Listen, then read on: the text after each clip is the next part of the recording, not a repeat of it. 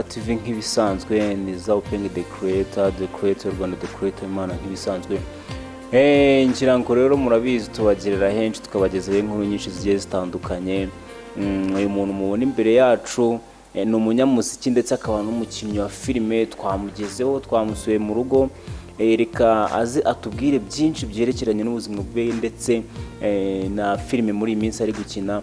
Atubwire byinshi bigiye bitandukanye. Reka wenda banze asuhuze abakurikiye RAMUKA TV. Bakunzi ba RAMUKA TV ndabaramukije. Amazina yanjye ni Gakara Edi Patrick.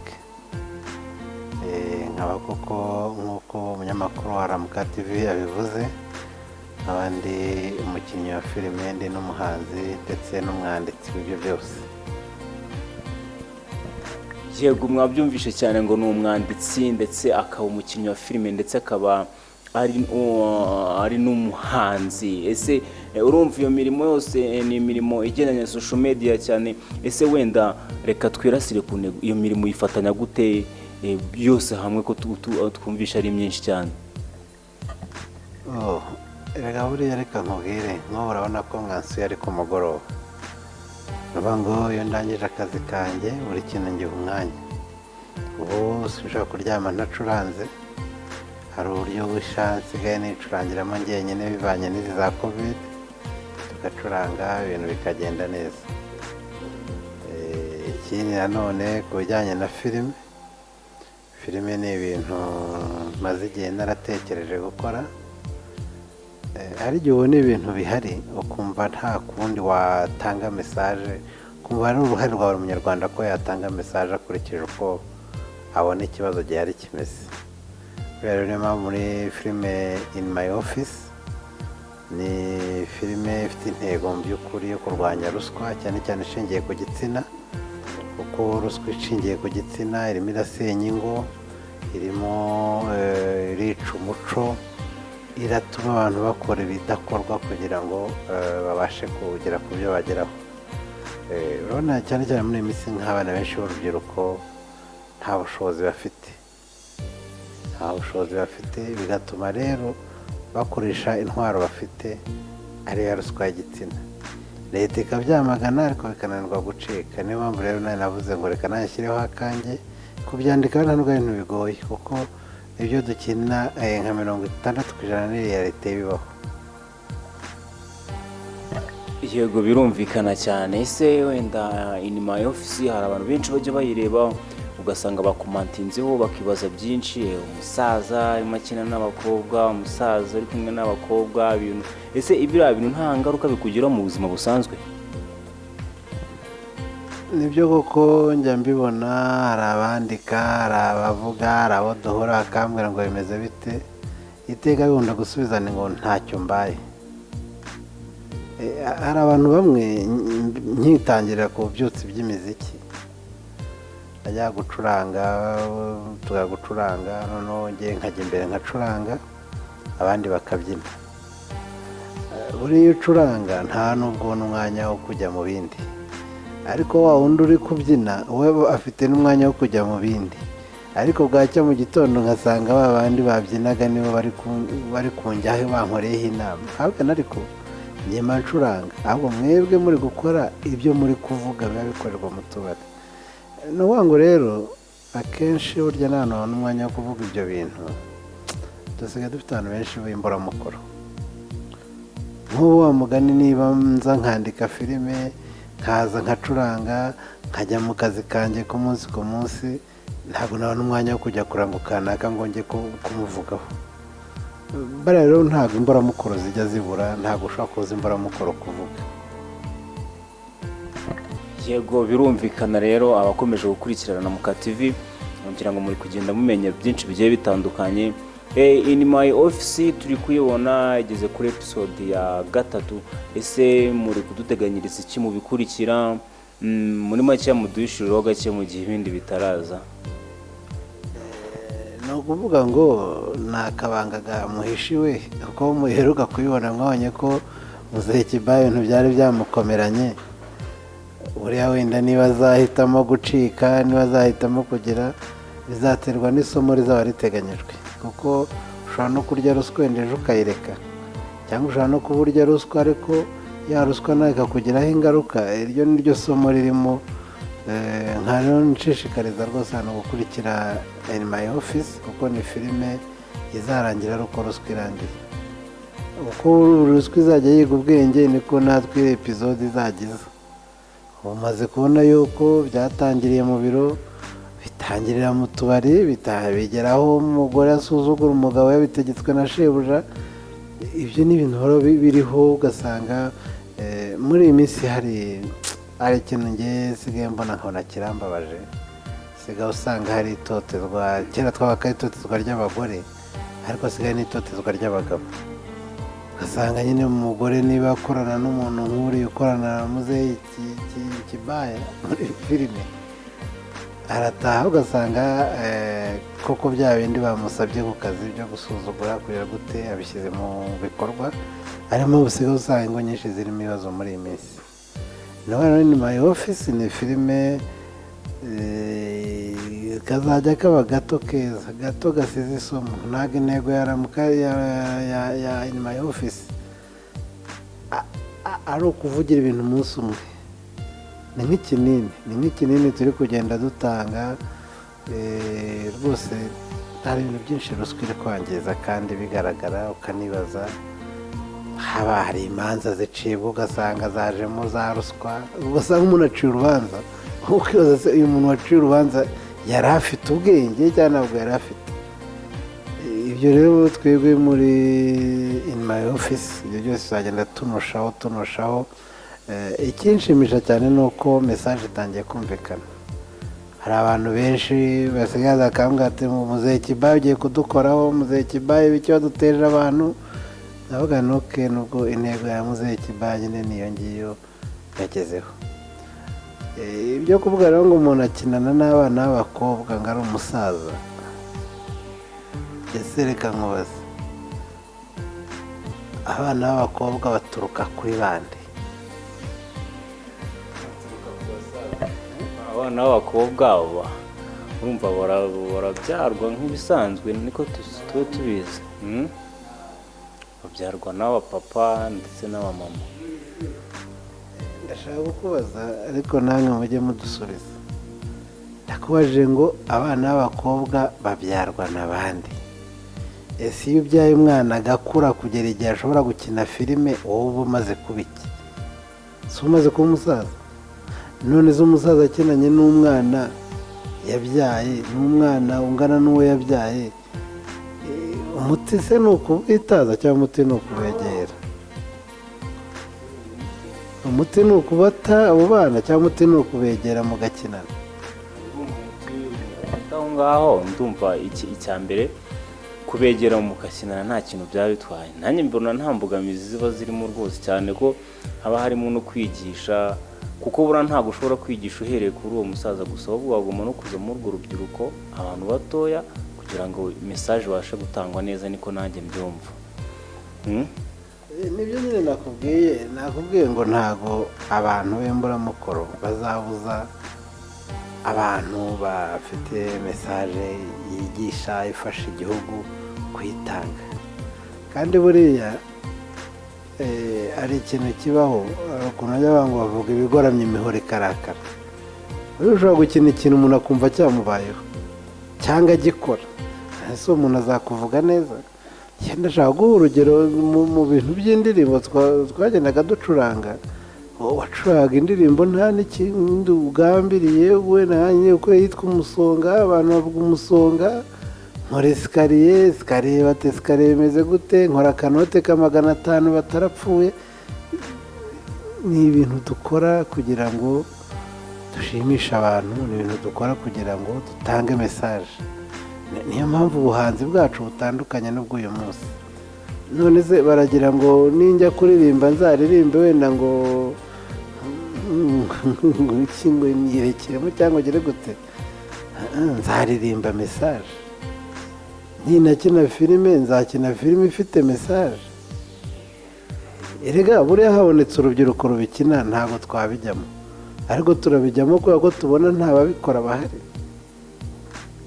bariya rero bavuga ni nk'uko ushobora kuzasanga ahantu bavuze ati ngo kuki wakoze TV, ibyo abantu babivuga twe tubita abakonteresigisi. Umukonteresigisi ntabwo ushobora kumubuza. Birumvikana rero abantu benshi baba bafite amatsiko kuri in my office, ngira ngo bari kugenda basobanukirwa, babasobanuriye byinshi. Wenda reka twirasire ku ntego ndetse tunyaruke gatoya. Ntabwo twavuga ku kintu kimwe gusa kuri in my office cyane ko banayisobanukiyeho gakeya, banamaze iminsi bayireba. Reka twinyarukire ku bigendanye n'umuziki wawe. Twe turatangaye, ntabwo twe tuzi gukora n'umuziki. Ese ibi bintu byaje bite, byatangiye ryari? Ubundi jyewe umuziki maze igihe kinini, nshobora kuba natangiye gukinisha gitari nko muri 1985. Ngo gitari mba mu maraso nanjye nkayibamo, ariko ubundi abamenyereye bazi ko nkunda kwikinira gitari bass, bassiste. Niyo mpamvu buriya sinshaka kuryama nafite bass ndayicuranga, banzi baranzi ko nyicuranga. Abangira ngo nanashishikariza inshuti zacu ziri za Rwamagana, za Ngoma, za Huye ko twiteguye gutangira ibitaramo bishyushye. Tumba tugiye kuzahera muri Huye dukora ibitaramo, turi kwitegura. Ngira ngo wasanze rwose Rake Dobe ndi kumusubiramo, wabyumvishije? Rake Dobe uhari uzambwira ngo kuki ngo ncuranga Rake Dobe ndi umusaza? Aho twebwe turakora, abavuga bakavuga. No kuba nkubamo nk'umuntu ucuranga, ariko nkubamo nk'umuntu unatera inkunga bashaka kuwiga no kuwukora. Iyo mfite bande yitwa Intango Bande, ni bande dukorana, tunegeranyije abantu dushaka ko twakora, kandi koko twagiye dukora ibikorwa bifatika, ko twagiye ducuranga. Umuziki rero ni akazi kinjiza, kuko nko mu bihe byiza nta mucuranzi wanjye waboraga 100 mu cyumweru. Neza ako kazi ni kabi. Ngira ngo mwabyumvisha abakomeje gukurikirana RAMUKA TV n'umuziki. Mwumvisha igihe yatangira umuziki ni kera. Wenda ntabwo turi buze gusoza atadushyireho ka kapera, ariko mbere ya byose hari umuntu ushobora gutekereza umuziki w'uyu munsi ese ubundi n'uwa kera, wadutandukanyiriza he umuziki wa kera ndetse n'uyu munsi, wenda before yuko uduha ka kapera?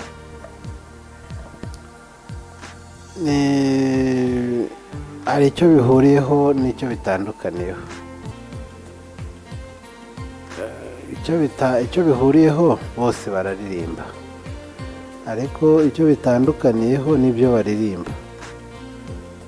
Kugira ngo uyu munsi abantu bararirimba bashaka amafaranga gusa. Handi umuntu avuga ngo nimvuga bya bintu batavugaga, batinyaga kuvuga, ndabona abafana. Bitandukanye n'umuziki wa kera. Umuziki wa kera ni umuziki abantu bakoraga intego atari amafaranga. Intego yari gukundwa muri sosiyete gusa, nicyo umuntu yaharaniraga. Wajya gusura umukobwa ukajyana gitari ukamuririmbira, ariko uyu munsi ujyanye yayigukubita. Ariko twebwe wajyanaga gitari ukavayo wamwemeje, baba bakamubwira ati rwose udakundanye n'uriya muntu nta n'undi wakunda. So ni ukuvuga ngo uyu munsi umuntu ashobora gukora indirimbo agakira, ariko agakira nta mesaje afite ari gutanga ku bantu. Ari za ndirimbo ushobora kuzabwira umuntu amaze kungana nk'uko tungana, turi ko turi imbere ya ndirimbo akavuga ati oya, none uzi kuririmba indirimbo wataha ugasanga umwana wawe ari kuyiririmba ukamukubita? Sibyo se ntuzizi? Hari indirimbo ushobora gutaha wasanga umwana wawe ari kuyibyina cyangwa ari kuyiririmba ukamukubita, kandi ari we wayihimbye. Umwana wawe yayiririmba ku ishuri akabona 0, akavuga ati nta kinyabupfura ugira, kandi ari wowe wayihimbye. Ni ukuvuga ngo kera rero twahimbaga ibintu ushobora gusubiramo, ibintu bizabaho bikazahoraho, ariko uyu munsi aho bitandukaniye duhuriye kuririmba. Nabivuze, iyo hari n'abaririmba neza ariko bagakurikiranya ibintu nabi. hano bari inama nabaha na bya bindi bibi baririmba baririmbyemo ibyiza byakunda. ngira ngo wenda icyo ushatse kuvuga ni ukuririmba ibintu bifite ireme bizaramba. Ni nk'ayo nama waha urubyiruko rw'iyi minsi ahari. Sinzi niba aricyo ushatse kuvuga. ubundi nkunda kubwira umuntu amagambo utaganiriza umwana wawe kuki uyaririmba, sibyo? uri umupapa usiye wenda nshaka kubivuga wenda ukabizira, wenda reka tujye muri za ndirimbo za kera zabaga muri Kongo za Makarina na za niba ngo put me down get me happy, right? Put me down get me happy.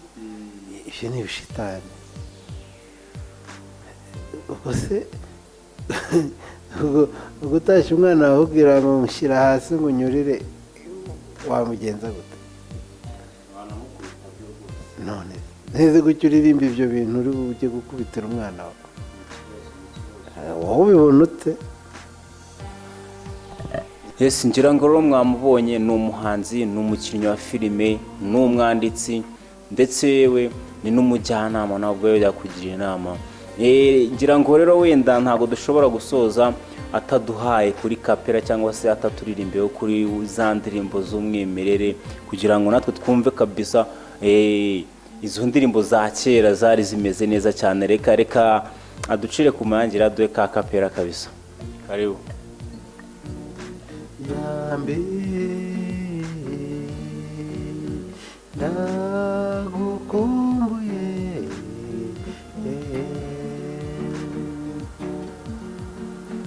reka noteka magana atanu urakoze kunsura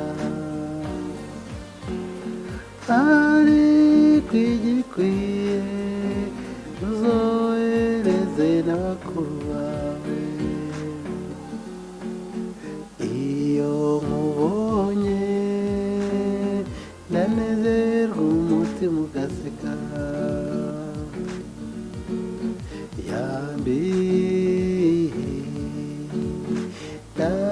ndagukumbuye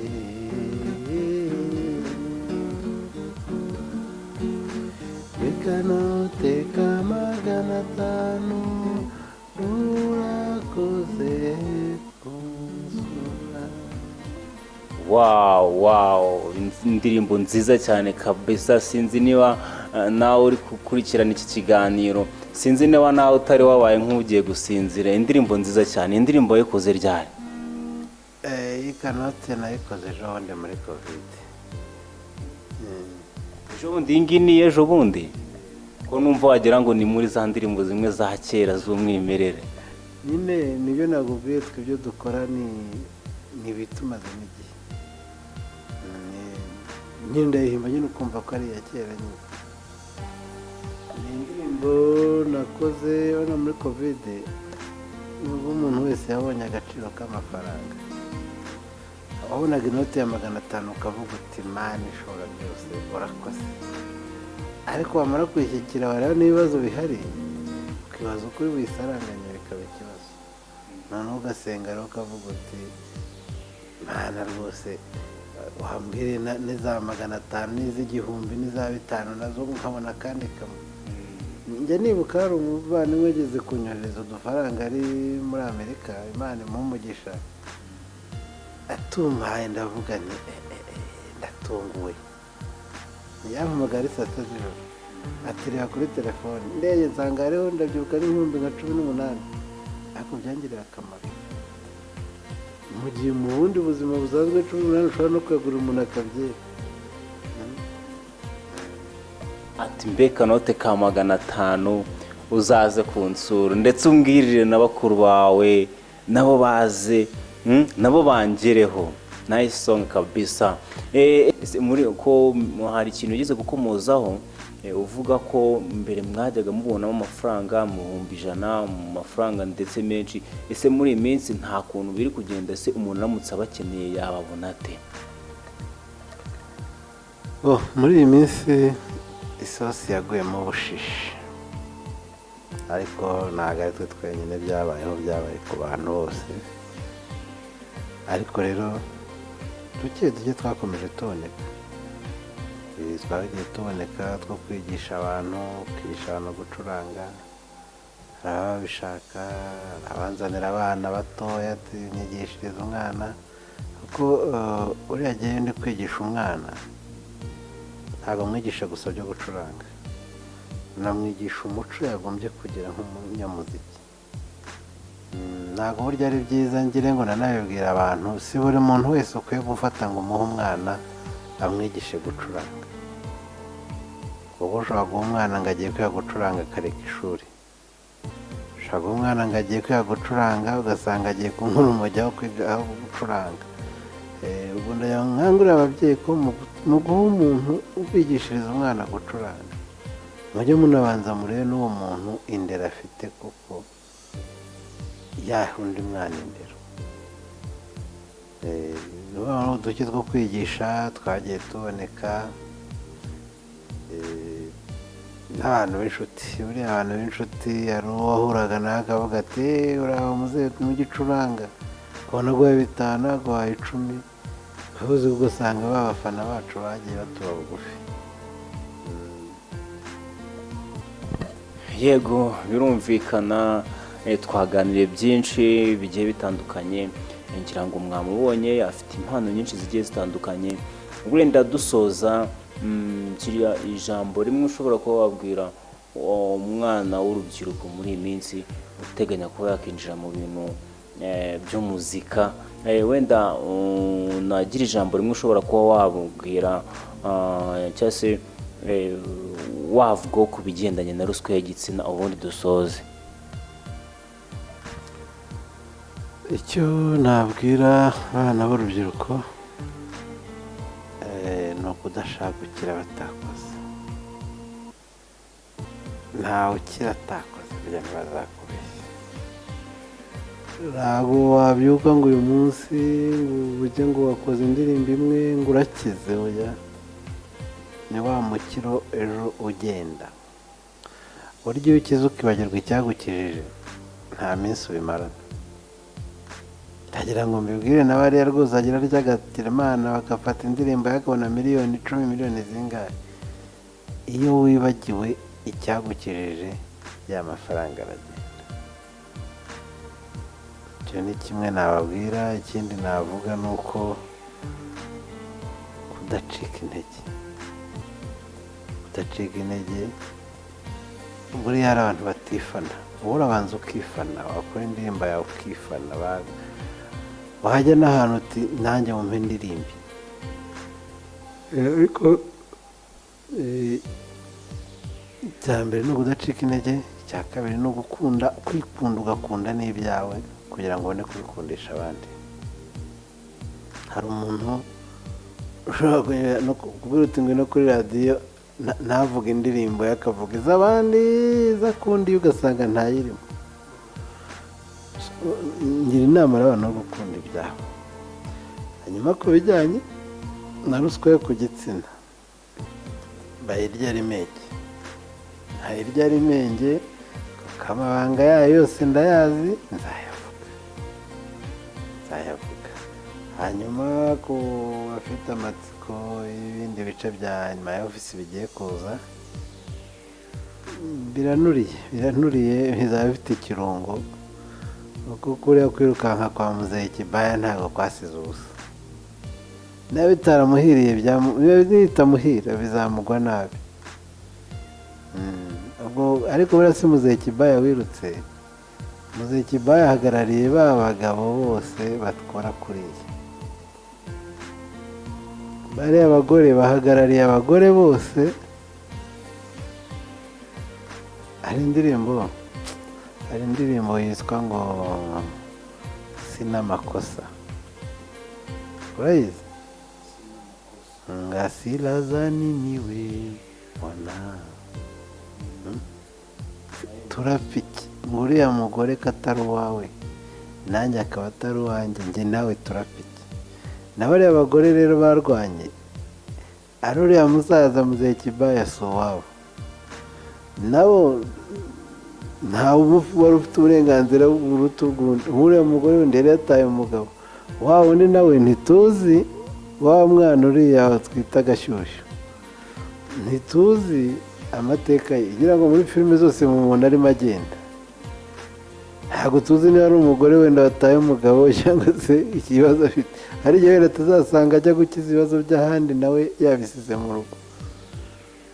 Ni ukuvuga ngo rero wenda icyo nabameneraho ibanga, byanze bikunze bizagaragara Gashyushyu gahembwa menshi cyangwa make, cyangwa kabuze n'umushahara kuko kari kagiye kureka akazi cyangwa se kagumye ku kazi.